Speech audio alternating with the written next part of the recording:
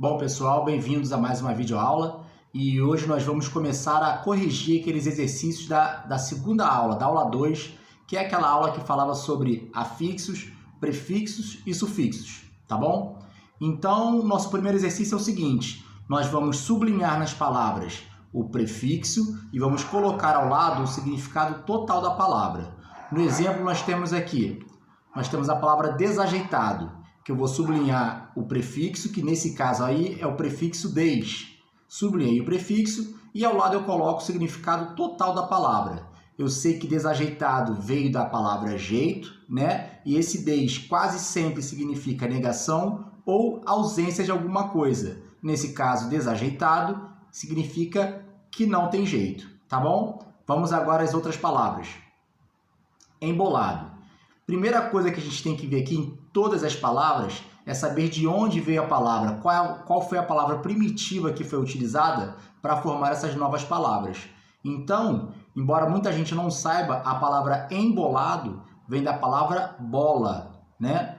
E o prefixo em aqui significa, nesse caso, aquilo que está em forma de bola. Então, o que está embolado está em forma circular, sempre circulando, embolado, enrolado. Tá bom, pessoal? Próxima palavra, desembolado. Aqui a gente não vai ter apenas um prefixo. Nós vamos ter o prefixo em, que nós já vimos na palavra anterior, que significa que está em alguma coisa, no interior de alguma coisa. E temos o des também, que a gente já sabe que é negação. Então, desembolado significa que deixou de estar em forma de bola. Tá bom? Penúltimo. Embora muita gente não saiba, a palavra penúltimo a gente pode ver claramente que veio da palavra último, e esse prefixo pen aqui, ele não significa que penúltimo é o antes do último. O pen significa quase. Nesse caso aqui, será que é quase o último. A gente vai ver esse prefixo também na palavra península, que significa uma porção de terra que é quase uma ilha. Então, pen não significa antes do último, significa que ele é quase o último. E nossa próxima palavra, já temos antepenúltimo. Vamos ter, nesse caso, mais dois prefixos. O pen, que a gente acabou de ver, e o ante, que a gente já viu também em nossas aulas, que quase sempre significa anterioridade, tá? Então, antepenúltimo é que está antes de quem é quase último, né? Vamos em frente. Transportar. Prefixo trans, veio da palavra portar, e transportar significa aquilo ou alguma coisa ou alguém que é portado de um lugar para outro. O trans significa isso, o trans significa movimento, de um lugar para outro. Né? O transporte, não é isso? É você ir usar o transporte, é você ir de um lugar para outro. Próxima palavra, preconceito. Prefixo pre, que a gente já cansou de ver também. Preconceito é aquilo que está antes de um conceito. Então, uma pessoa que tem preconceito, ela já tem um conceito formado antes, né? Que é o nosso caso da nossa sociedade: preconceito racial, preconceito sexual, preconceito social, entre outros, tá? Então, preconceito é aquilo que é formado antes de um conceito. Você não tem uma ideia, mas você já forma antes daquela ideia. Infiltrar. Prefixo in, que quase sempre vai significar movimento para dentro, para o interior. Então, infiltrar é que está dentro de um filtro. O filtro aqui nem sempre vai ser aquele filtro que a gente está pensando normalmente, um filtro de café, um filtro de água. O filtro pode ser considerado aqui qualquer coisa, qualquer porção de um objeto ou mesmo uma ideia. Né? Você pode falar, a pessoa está infiltrada nas ideias dele. Então, isso tudo é tomado de forma figurativa. Tá bom? Televisão, vocês devem estar assistindo muito nessa quarentena. Televisão, esse tele significa distância e visão, né, o ato de ver. Então, que está sendo vista à distância. Esse prefixo tele a gente também pode ver na palavra telefone. Fone significa som, né? Então é um som à distância. O telefone é isso, né? Você está escutando o som de uma outra pessoa à distância.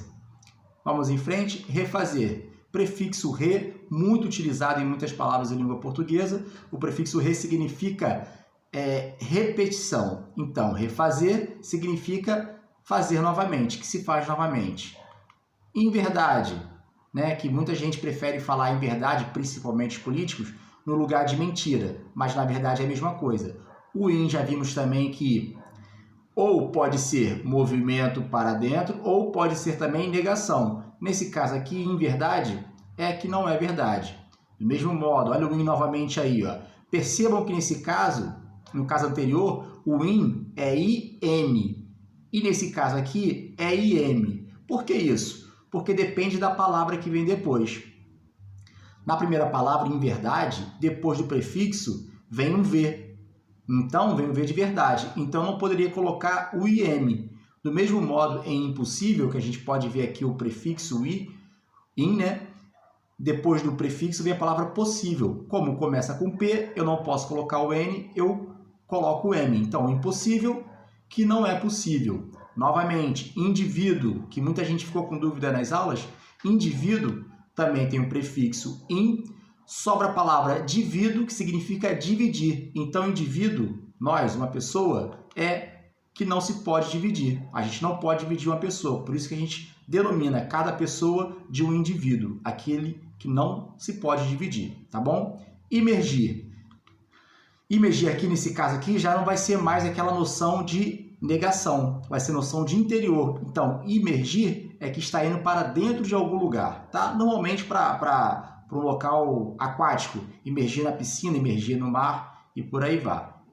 Imergir em óleo, numa receita culinária e por aí vai. Já emergir com E, tá? Significa justamente o contrário, significa que está indo para fora de algum lugar. Novamente, prefixo in, intolerância, negação, que não tem intolerância. Cuidado agora com essas duas próximas palavras, tá, pessoal? Antissocial, anti com i. Anti com i significa contra alguma coisa, ir contra alguma coisa, estar contra alguma coisa. Então, esse anti com i, nesse caso de antissocial, significa que está contra o que é social, tá? Contra a sociedade. E na palavra seguinte, antebraço com ezinho no final, esse ante já não vai significar que é contra alguma coisa. Esse ante vai significar anterioridade. Então, antebraço é aquela parte do braço que é a primeira parte do braço. Então, a parte anterior do braço, tá bom?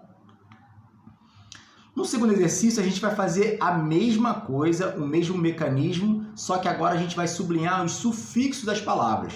Já vimos na aula 2, né? Prefixo que vem antes da palavra primitiva, sufixo que vem depois da palavra primitiva, tá bom? Então, o mesmo mecanismo, a gente olha a palavra, vê qual foi a palavra que deu origem a essa palavra, ou seja, a palavra primitiva, e a gente vai tentar ver qual vai ser o significado desse sufixo. Felicidade, a gente já viu que veio da palavra feliz.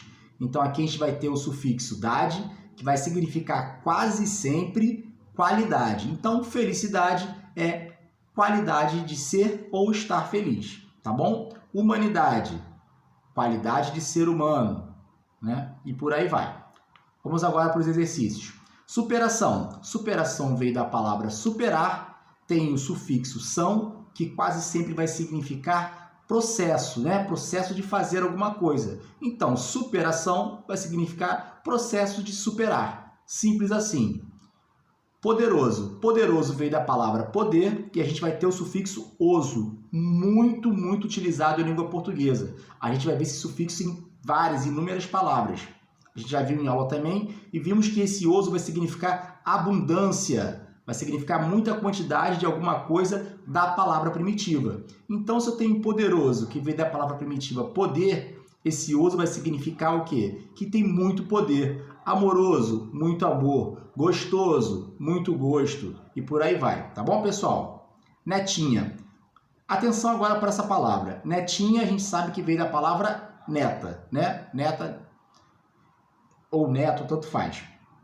E esse sufixo inha, quase sempre ele vai ser utilizado para indicar o diminutivo. Inha, inho, zinha e zinho. Quase sempre diminutivo. Só que nesse caso, netinha, não quer dizer que é uma neta pequena, que é a neta da senhora Elmanã, por exemplo, entenderam? Nesse caso, netinha vai significar, vai indicar uma espécie de afetividade na fala e na escrita também, tá? Então, nem sempre inha e inho vão significar diminutivos. Nesse caso aqui, significa afetividade, tá bom? Indicador de afetividade. Chateado. Esse finalzinho ADO, tá? No feminino, ADA, vai significar sempre indicar o passado. Então, quem está chateado é quem se chateou. Olha o passado aí, chateou, tá? Próxima palavra, estressante. Temos o NTE como sufixo aí. Se o ADO significa o passado, esse NTE vai significar aquilo que está sendo feito no momento. Então, a pessoa é muito falante, que está falando. A pessoa é muito irritante, que está irritando. E por aí vai, tá? Vimos até em sala de aula a palavra amante, que não é aquele que trai, é aquele que ama. Só que de vez em quando é uma pessoa de uma outra pessoa e aí se dá a traição, tá bom? Mas NTE vai significar aquilo que está sendo feito no exato momento. Então, estressante, que está estressando. Formando, caso de vocês, né? Formando, que está se formando, e formado, olha a diferença aí. Em cima a gente tem NDO, significa que está acontecendo, que está se formando. Embaixo a gente tem ADO, formado, já é passado, que se formou. Tá bom, pessoal? Vamos para a próxima. Formalidade. Olha o DAD aí novamente. O DAD, como eu já falei para vocês, vai significar quase sempre qualidade. Nesse caso aqui, qualidade de ser formal. Bagunceiro, que faz bagunça. Bagunçado, que se bagunçou, passado. Bagunçar, esse AR aí vai indicar, vai formar verbos. Então, bagunçar, ação de fazer bagunça. Sensibilizado, olha o ado do passado novamente aí, que se sensibilizou. Horroroso, o oso novamente, né? Significa quantidade, abundância, que tem ou que provoca muito o quê? Palavra primitiva, horror. Angrense, esse NSE, né, que significa procedência. No caso de angrense, que veio de Angra dos Reis. Cearense, que veio do Ceará. Paraense, que veio do Pará. E por aí vai, tá? Pegável, esse sufixo vel aí significa uma possibilidade, tá? Algo que pode acontecer. Então, algo que é pegável é algo que se pode pegar. Tá bom, pessoal? A gente vai ficando por aqui e nas próximas aulas a gente vai começar a ver como se dá essa questão da morfologia, do significado dos prefixos, dos sufixos nos textos, principalmente nos poemas. Tá bom? Tudo de bom para vocês aí e até a próxima aula.